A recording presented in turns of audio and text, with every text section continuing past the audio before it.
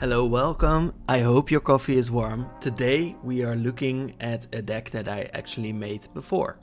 It is Daxos the Returned, and someone asked if I could do an upgrade video because I made this video with a $50 budget in mind, which is actually a fun budget and something that I can recommend oftentimes to start your deck with, because around $50 you will be forced to play your deck as its core.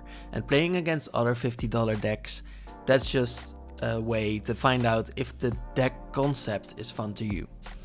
If you want, you can exclude the commander from this price if you are doing it because of trying to find the core of your deck instead of needing the budget.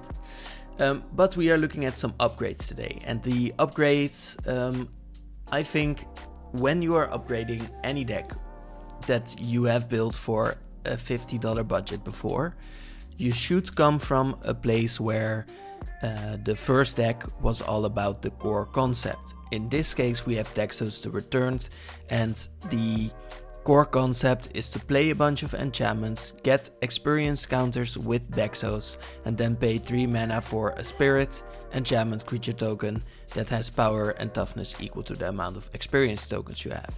So you will be creating a bunch, not too many, tokens that are very high powered. So the core concept is this: you play enchantments, you then create a bunch of creatures that are pretty big, and then you hope to get in for damage. Now, if we are upgrading, we should look at the things that we are weak at. First of all, we are on the colors white and black. So our bad things that we are bad at are ramp is one thing, but also in a weird way card draw, because we want such a high number of enchantments in this deck, and then also card draw. So there isn't really that much good stuff, let's say, that we can do. So let's look at how I have fixed these problems. Well, first of all, I have a new land because I apparently hadn't put in Isolated Chapel. It has become a bit cheaper, and we will immediately get a swamp out of here and put this in the deck. Other one is Felwar Stone. It's a bit expensive and it's a fine ramp rock, let's say. And before we have put in Commander Sphere, I think we will get that out of here. And then we will put in Felwar Stone because it's a bit more optimized. Aside from that, I think I will start with card draw. Because right now we have 9, I usually want 8 to 10 card draw pieces. In this deck we have a bunch that are fine, let's say, but not really too good. We have Read the Bones, for example. It's 3 mana to scry 2 and then draw 2. That is pretty good, but a bit high costed for what it does. Because if you look at, for example, Caretaker's Talent, it says whenever one or more tokens you control enter, you draw a card. So basically you will be doing this every turn, probably. Then when this class becomes level 2, for 1 mana you can create a token copy of one of those enchantment tokens that you have made with Daxos. That is really good, and then you can give them +2/+2 later, which is fine, but mostly the first 2 parts are really good already. So I will put this in. This is card draw. It is also a way to build with tokens, so I will put it in 2 of the themes that we have. Other card draw is Smuggler's Share. I really like this in white decks. It says at the beginning of each end step you draw a card for each opponent who drew 2 or more cards this turn. Then you create a treasure token for each opponent who had 2 or more lands enter the battlefield under their control this turn. So at every end step, also those from your opponents, you will either draw an extra card for yourself or sort of ramp a bit. I will put this in card draw, at least it is sort of ramp, so I will put it in there, but you need to know with effects like these that, for example, create a treasure, that you will need enough ramp that is more stable, let's say. Another one that I really like is Monologue Tags. I will switch it in too. it says whenever an opponent casts their second spell each turn, you create a treasure token. And I really like that because, well, it isn't stable, but it is fine. It will often trigger, and that will mean that you have a bunch of extra mana. And oftentimes you will create more value if your deck is a bit more optimized. So it's fine if not all of your ramp is permanent. I think that was it for card draw actually. Maybe I'm forgetting something, but oh no, we have a Phyrexian Arena, not too expensive, but in a $50 deck, this is pretty high up, and $3.94 is a bit much if you want to put in some extra card draw. But I really like this version of it, definitely in this deck because it is an enchantment as well. I think I will turn one of the draw 2 cards for 2 mana cards out of here because of it. Then I think we needed some more ways to win the game too, but I have some ways that are things that are just good with tokens. Renewed Solidarity says you choose a creature type, you can choose spirits, then they will all get an extra power, and at the beginning of your end step for each token you control of the chosen type that entered this turn, you create a token copy of it. So you will get another spirit every time you create one. So that is really good in this deck, of course. So we will put it in 2. In tokens. Then we have 102 cards. When did I do that? I don't remember. But we have 12 removal pieces, so we can put some of them out of here. I think one of them is Banishing Light that I will get out of here. It's also an enchantment, but it's a bit expensive. And I think we will do Seal from Existence too.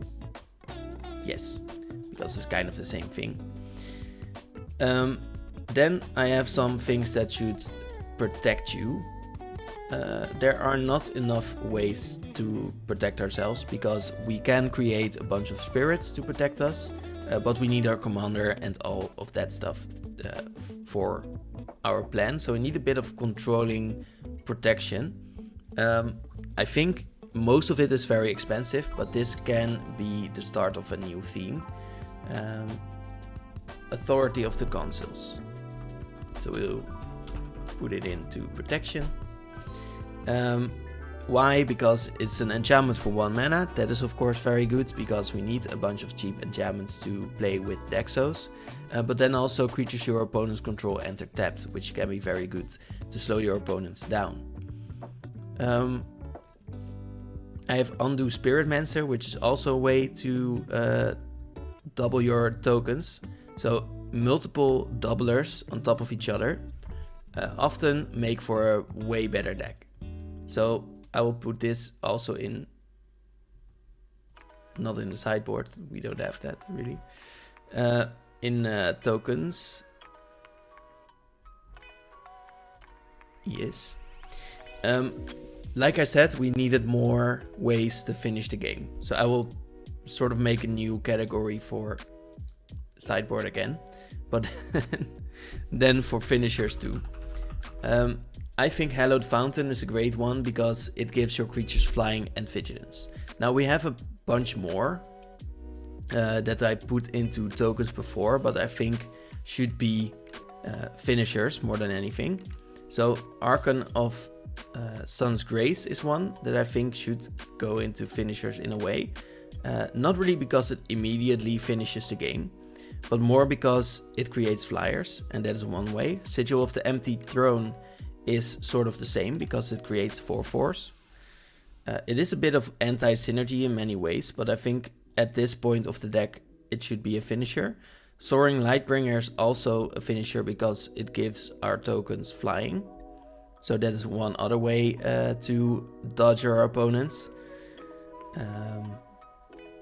And I think the other ones that we got aren't really finishers in that way.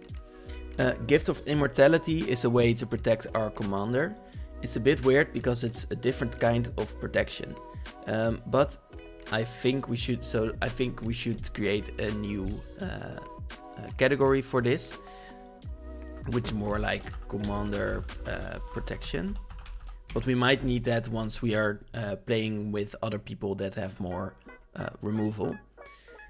Then Court of Ardenvale is a way to recur more cards. I thought it was really good because one, it's an enchantment, and then it will give you one of your permanents back to your hand every turn. If you are still the monarch, you will get them to the battlefield instead.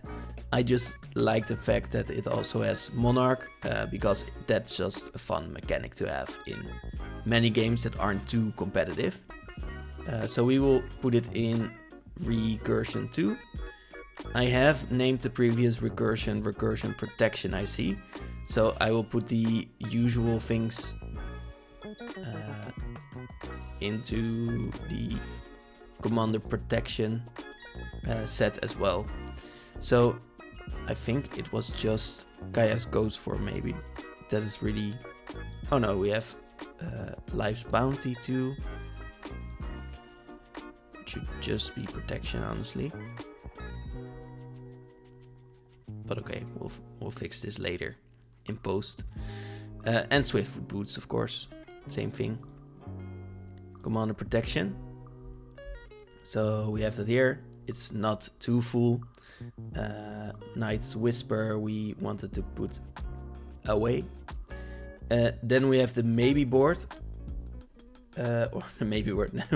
Then we have Secret Arcade and Dusty Parlor, where Secret Arcade is an enchantment that says non-land permanents you control and permanent spells you control are enchantments in addition to their other types. This can also be a great way to start many combos off. And then Dusty Parlor says whenever you cast an enchantment spell, you put a number of +1 counters equal to the spell's mana value on up to one target creature. I think. I needed the term I had for this, so I hope I'm saying it right. I have no way here, I think, to switch it around.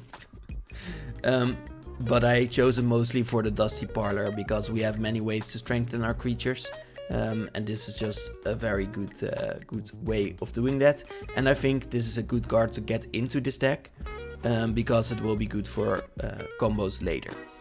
So that is why, and I think I will put it mostly in Stronger from Enchantments.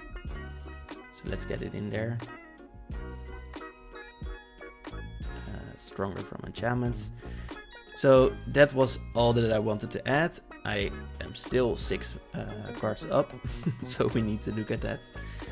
We have a bit too much ramp now, but like I said, many of the things weren't stable, let's say, ramp. But I still think we can get rid of the marble diamond and charcoal diamond to get back, and because these weren't too great as ramp pieces. Aside from that, I think we will need to chip away at this token segment. I think Samila isn't too good. It says whenever you cast your first enchantment spell, create a 2/2 enchantment creature token. That works to create more creatures, but isn't all that. Ghostly Dancer says return an enchantment card from your graveyard to your hand or unlock a locked door of a room. Now we have one room, but mostly we are looking at returning an enchantment from your graveyard to your hand, which is a good recursion. And then whenever an enchantment enters, you create a 3/1 with flying. This could actually also be a finisher, so I kind of like that. Ajani's Chosen isn't my favorite because it creates 2/2s, but those aren't the best, let's say. Flying is really a way to finish the game, but a 2/2 is just a way to protect yourselves, and we want to go a different way of protecting ourselves. Then we still have 2 to go. I think Populate I also really like. I think Starfield Mystic because it's also ramp in a way. should be better than Starnheim Courser, so I will take that away in favor of the Mystic. And it should also be a sort of ramp. So that's a little change. And an enchantment then that gives +4/+4 flying at first strike. We don't need it anymore. So that was it for the upgrade. Let me know what you think. I just noticed that it is in euros right now. So it probably will be a bit more expensive if we turn this into... Wow, actually we stayed under the $100. So that's actually interesting. we might actually play a bit more with the lands, but I think this is fine like this. It's a great upgrade. Apparently it was just $30, well, I think I really like the way it has turned out. Thing is, I did just press optimize the printings, and now some of them are a bit weird, like this Fraction Arena. Apparently it's cheaper. So I think it's cheating a little bit. Let's say it's $100. It's fine. You might want some different printings or couldn't find all of those cheapest ones. That should be normal. So with this, I'd like to thank you for watching and have a nice day. Bye.